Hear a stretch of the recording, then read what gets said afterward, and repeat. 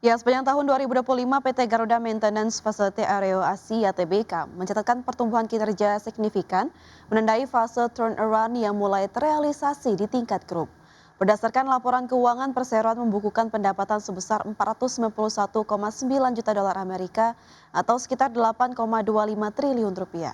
Dan berikutnya adalah saham-saham pilihan pagi hari ini yang direkomendasikan oleh Pak Hans, diantaranya adalah BJBR dengan support di 785, resistance di 830, LSIP dengan support di 1415, resistance di 1510, Mark dengan support di 750, resistance di 850.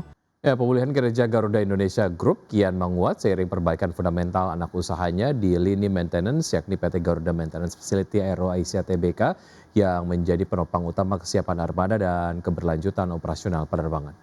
Ya, sepanjang tahun 2025, PT Garuda Maintenance Facility Aero Asia (TBK) mencatatkan pertumbuhan kinerja signifikan, menandai fase turnaround yang mulai terrealisasi di tingkat grup. Berdasarkan laporan keuangan, perseroan membukukan pendapatan sebesar 491,9 juta dolar Amerika atau sekitar 8,25 triliun rupiah. Pendapatan tersebut tumbuh 16,8% secara tahunan. Laba perseroan juga meningkat 26,3% menjadi 33,9 juta dolar, mencerminkan perbaikan kinerja operasional dan efisiensi yang lebih terjaga. Terkait realisasi kinerja di tahun 2025, Direktur Utama PT Garuda Maintenance Facility Aero Asia (TBK) Andi Farur Rozi mengatakan, capaian tersebut mencerminkan konsistensi perseroan dalam menjaga disiplin operasional dan finansial. Terima kasih Anda masih bergabung sama kami. Pemirsa, Bursa Efek Indonesia merilis 9 saham dengan kepemilikan terkonsentrasi tinggi per Maret 2026. Pengumuman terbaru ini membuka peluang sekaligus risiko bagi investor di tengah potensi tekanan harga. Adapun 9 saham yang dinyatakan masuk dalam daftar kepemilikan terkonsentrasi tinggi yakni PT 5253 TBK atau LUCY dan Samator Indonesia Gas, maksud kami Samator Indogas TBK atau AGII, PT Satria Mega Kencana TBK atau SOTS, dan iFish Deco TBK atau IFSH, PT Panca Anugrah Wisesa TBK atau MGLV, dan PT Rockfields Indonesia ataupun Rockfields Property Indonesia atau ROCK, dan setelah itu PT Abadi Lestari Indonesia atau RLCO, PT Dian Swasta Tika Sentosa TBK DSSA, serta Barito Renewables Energy TBK atau BREN. Tingkat kepemilikan terkonsentrasi pada saham-saham tersebut bahkan disebut bursa mencapai di atas 95%. Terkait dengan pengumuman ini, PJS Direktur Utama Bursa Efek Indonesia Jeffrey Hendrik mengatakan ada kemungkinan saham dengan kepemilikan terkonsentrasi tinggi yang sudah masuk dalam indeks global akan dikeluarkan atau diturunkan bobotnya usai transparansi yang dilakukan.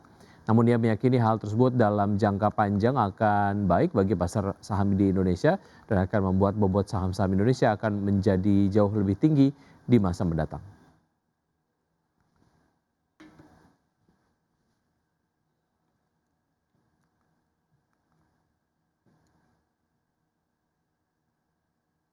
Kembali di Market Buzz pemirsa, PT Daya Mitra Telekomunikasi TBK atau Mitratel membukukan kinerja positif di sepanjang tahun 2025. Ya, ditopang oleh pertumbuhan pendapatan, laba bersih perseroan naik 5,04% secara year on year mencapai 2,12 triliun rupiah.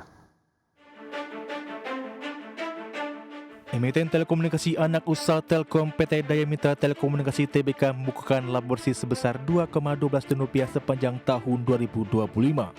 Nilai tersebut naik 5,04% sejalan dengan pendapatan perseroan yang bertumbuh.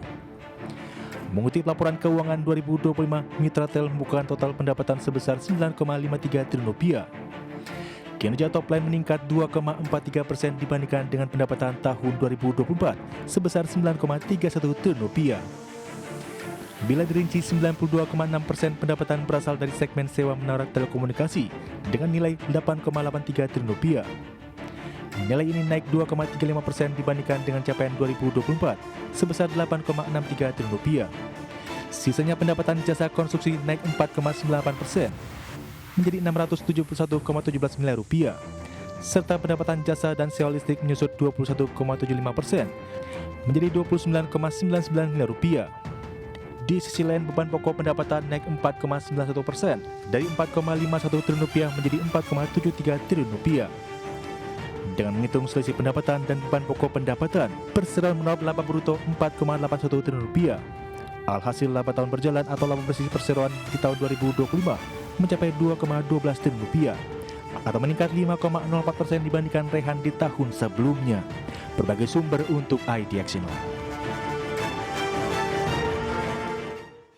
Jelang libur panjang di Kamis pekan lalu dan IHSG terbebani pelemahan saham Big Caps dan sentimen depresiasi nilai tukar rupiah yang ditutup lemah di level 17 ribuan per dolar Amerika. Indeks harga saham gabungan atau IHSG ditutup koreksi dalam 2,19% di level 7.026,78 di perdagangan Kamis pekan lalu. Capaian ini membuat IHSG secara mingguan melemah 1,92% dan year to date melemah 18,74%. Pelemahan IHSG ini disokong hampir seluruh indeks sektoral. Sektor dengan pelemahan terdalam dicetak sektor basic material merosot 4,86%. Sektor infrastruktur anjlok 3,96% dan sektor energi tergelincir 2,94%. Sementara itu sektor barang konsumen primer menjadi satu-satunya sektoral yang menguat setelah naik 0,45%. IHSG melemah dalam terbebani koreksi beberapa saham Big Caps. Dari saham kumulasi Prajogo Pangestu, saham Brand menjadi pemberat utama ditutup anjlok 12,73% ke level Rp4.800 per saham dan beban IHSG di 25,53 poin. Selain itu, saham BRPT ikut masuk daftar top lagers ditutup turun dalam 12,33% di Rp1.280 per saham atau beban IHSG di 10,13 poin. Dan saham TPIA ditutup tertekan 8,95% di Rp4.170 per saham atau seret IHSG di 8,48 poin. IHSG juga terbebani pelemahan saham Big Caps lainnya. Saham AMMN ditutup koreksi 8,29% di Rp4.700 per saham. Saham ASI ditutup melemah 2,80% di Rp6.075 per saham. Dan saham BMRI ditutup koreksi 1,48% di Rp4.650 per saham. Dari dalam negeri dikutip dari Bloomberg Technos, depresiasi rupiah menjadi sentimen negatif bagi IHSG. Di Kamis rupiah ditutup lesu di hadapan dolar Amerika Serikat. 1 dolar Amerika Serikat setara dengan Rp17.000 dengan melemah 0,12% point to point.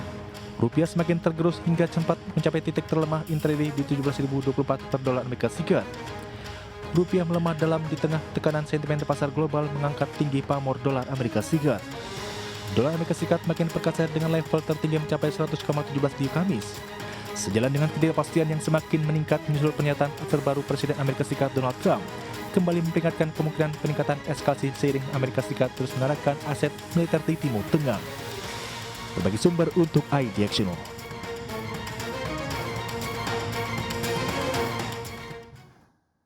Ya, sementara itu ketegangan di Timur Tengah meningkat usai Presiden Amerika Serikat Donald Trump mengancam akan menyerang infrastruktur vital Iran jika Selat Hormuz tidak segera dibuka.